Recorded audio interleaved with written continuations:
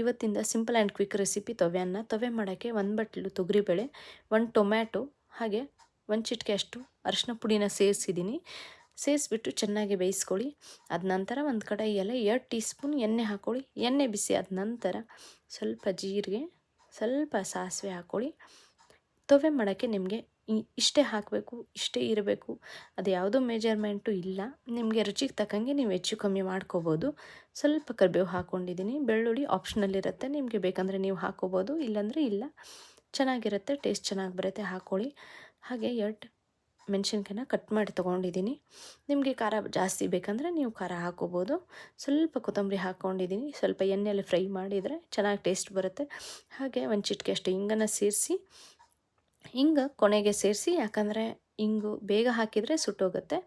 ಅದ ನಂತರ ಬೇಯಿಸಿರೋದು ಬೇಳೆನ ಹಾಕಿ ಚೆನ್ನಾಗಿ ಮಿಕ್ಸ್ ಮಾಡ್ಕೊಳ್ಳಿ. ರುಚಿಗೆ ತಕ್ಕಂಗೆ ಉಪ್ಪನ್ನು ಸೇರಿಸಿ ಚೆನ್ನಾಗಿ ಅಲುಗಾಡಿಸ್ಕೊಂಡು ಒಂದು ಕುದಿ ಬರಬೇಕು, ಚೆನ್ನಾಗಿ ಕುದಿ ಬರಬೇಕು. ಕುದಿ ಬಂದಮೇಲೆ ನಿಮಗೆ ತವೆನ ಗಟ್ಟಿ ಬೇಕಂದರೆ ಗಟ್ಟಿ ಮಾಡ್ಕೊಳ್ಳಿ, ಇಲ್ಲ ತೆಳುವಾಗಿ ಹಿಂಗೆ ಚೆನ್ನಾಗಿರುತ್ತೆ ನಮಗೆ ಹಿಂಗೆ ಬೇಕಂದರೆ ಹಿಂಗೆ ಇಟ್ಕೊಳ್ಳಿ. ಇನ್ನೊಂದು ಸ್ವಲ್ಪ ಕೊತ್ತಂಬರಿನ ಸೇರಿಸಿದ್ದೀನಿ, ನೀವು ಸೇರಿಸಿ. ಕೊತ್ತಂಬರಿ ಹಾಕೋದ್ರಿಂದ ಚೆನ್ನಾಗಿ ಒಳ್ಳೆ ಟೇಸ್ಟ್ ಬರುತ್ತೆ. ನೀವು ಥಿಕ್ನೆಸ್ ನಿಮಗೆ ಇಷ್ಟ ಬಂದಂಗೆ ಇಟ್ಕೊಳ್ಳಿ. ನನಗೆ ಸ್ವಲ್ಪ ತೆಳುವಾಗಿದ್ರೇ ಚೆನ್ನಾಗಿರುತ್ತೆ, ನಮಗೆ ಟೇಸ್ಟ್ ಚೆನ್ನಾಗಿ ಬರುತ್ತೆ ಅಂತ ಇಟ್ಕೊಂಡಿದ್ದೀನಿ.